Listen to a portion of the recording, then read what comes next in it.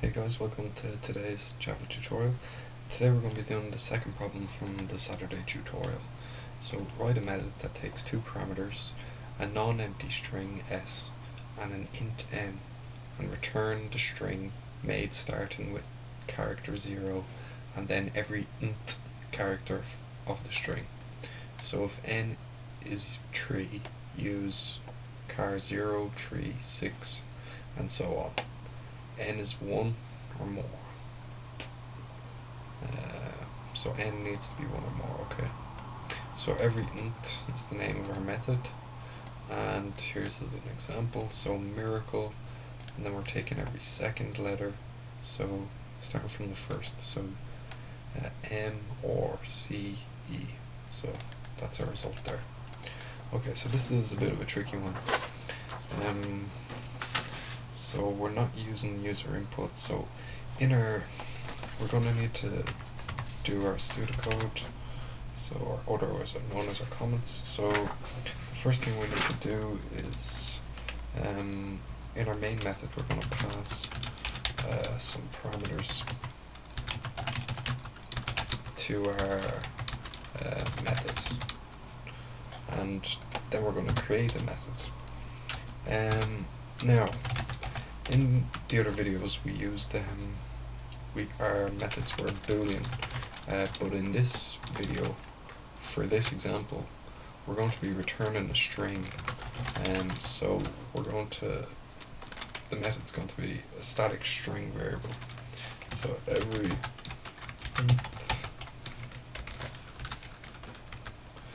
okay, and we just need to pass or declare the two parameters that we're going to receive. So string s, as it says up here, and string int n.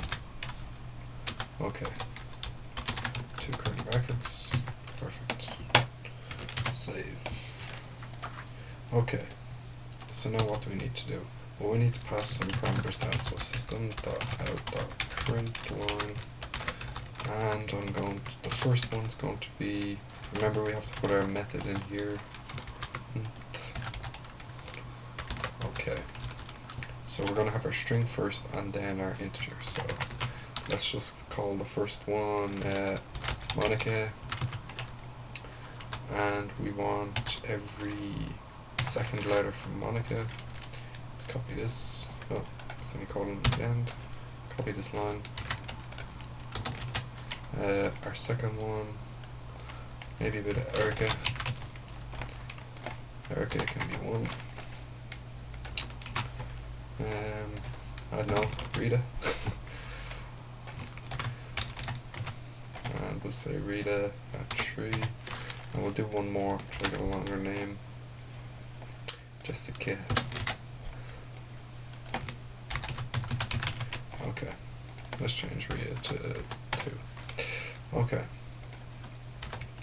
So now so what's gonna happen? Okay. So we have our main method, and in here we have our method with our parameters. So these parameters are going to be read into our method down here every nth.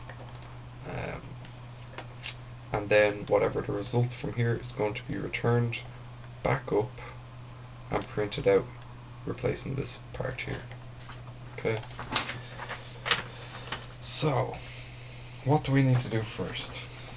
So the first thing we need to do is we need to check and see if they entered 1 or more. So if they enter less than 1, it'll probably crash our system, so we don't want that to happen. So we want if let's write our pseudo in first. If 1 or if less than 1, exit system. But we also need to check and see, make sure that they haven't entered an integer that's longer than the actual length of the string that we're passing through as well. Because if they enter in something that's 9 or something like that, like if we're checking every 9th integer, but there's only 6 in the word, in the string, it'll probably give us an error as well, so we don't want that. So we'll say if n is greater than length exit system.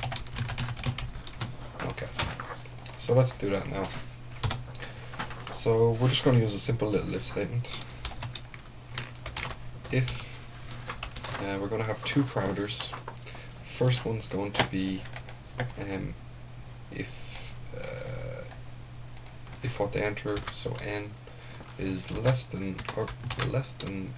1, then what we want it to do is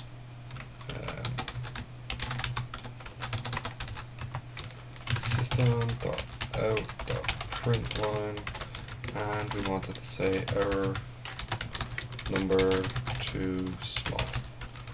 Okay. Then what do we need to do? Well, we have another statement, another condition to check, which is going to be, well, if the number they enter is greater than the length of the string, then we want to exit the system. Okay. So if what they enter is n is greater than the s dot length, so the length of our string, which is s, so s is assigned to whatever string they enter up here. So okay, that'll work. Save. We can't compile it yet. Now if I do try and compile it now, we'll probably get a dirty little error. Yeah. So CR error says we are missing our return statement.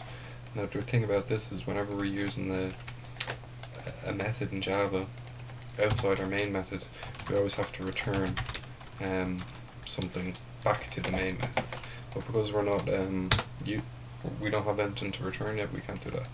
And we never actually put in our system dot exit here. Okay. Okay, so we're nearly there. What do we have to do next? Well, we have to say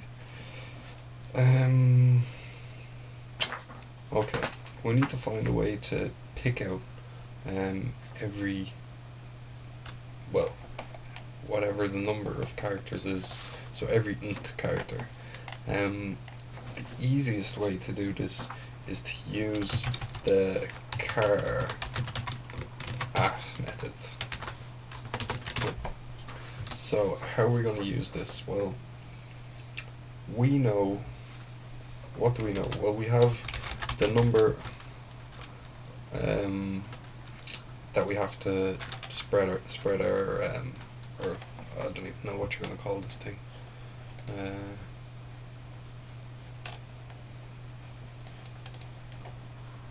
The divider? I don't know what to call it. The number we increment by. That's what we'll call it. So, the number we increment by, we have that. We also have the length. We also have the index length. What else do we have? That's all we have, pretty much. That's all we need to. So, because we know how many the length, we know how many times we want the loop to iterate. Well, specifically, we know what the we know using the length how many times to iterate the loop. So because we know how many times, we're going to use a for loop, and we're going to assign a variable, or well, I in our for loop, and we're going to give it, or we're going to initialize it at 0. Okay. Now the reason I'm initializing it at 0 is because, well, it has to start at 0. Okay. So the first time it's going to go around, it's going to select the first character. So M or E or J. And then what we want to do is we want to increment it. Well, we have to put our condition in first. So I is less than or equal to So while I is less than or equal to s dot length. So while I is less than or equal to the length of the string, we want it to increment I by whatever the number is that they enter as well. So you could hard code 2 in, but it would be wrong. What you have to do is we have to use the variable n here. So what we're going to do is we're going to, every time the loop iterates, it's going to add whatever the number that's entered in, so n. So in Monica's case it will be 2.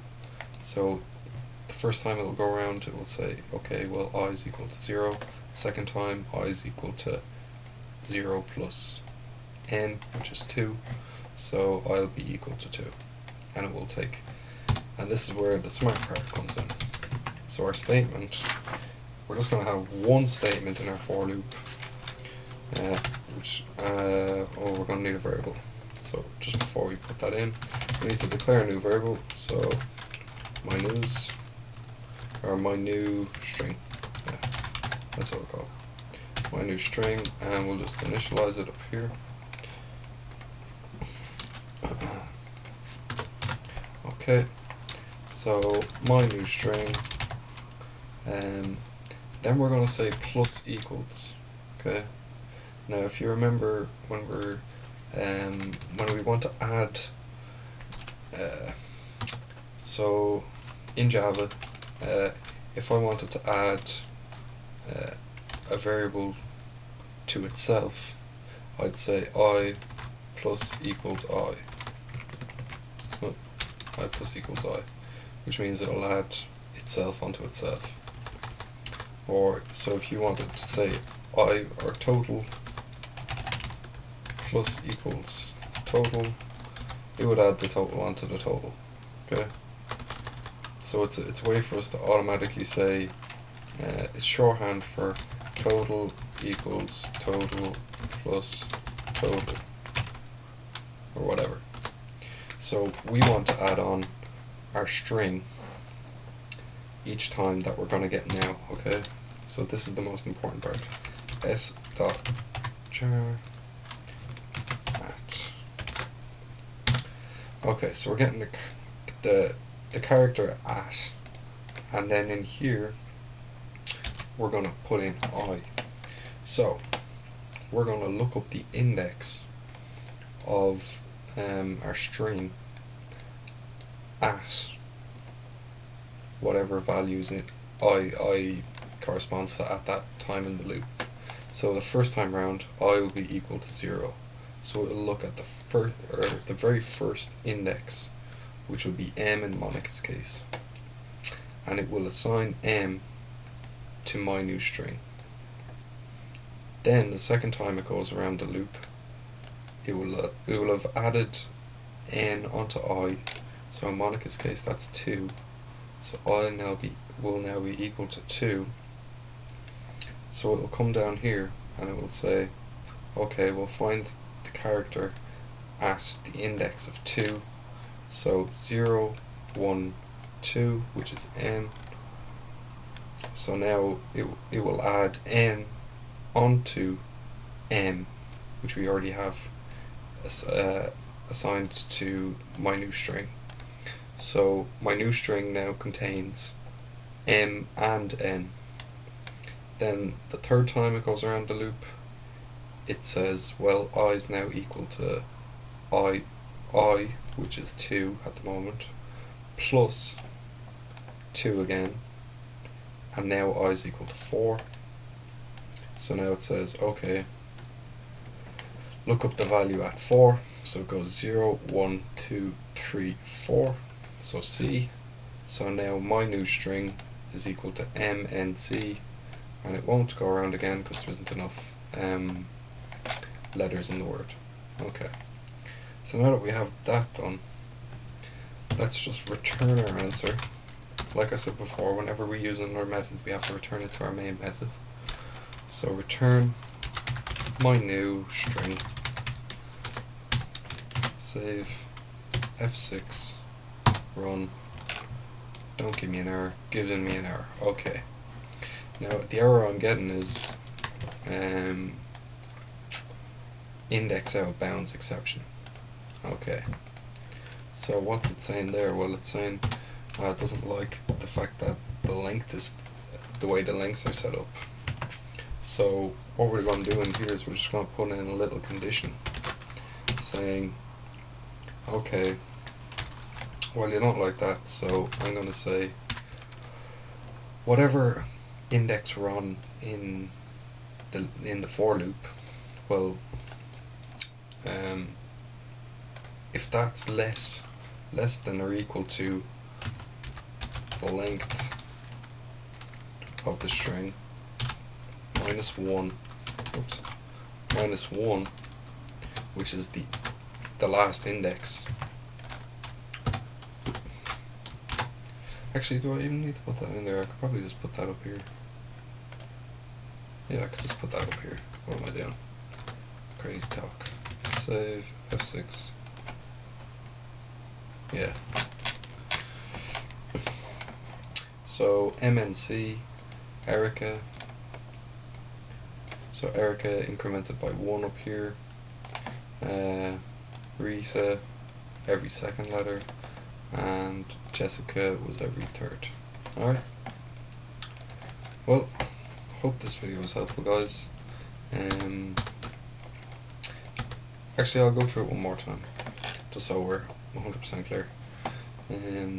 Okay, so in my main method, I have my method name with the 2 parameters that I'm passing through to my method down here, which is a static variable, a string static variable.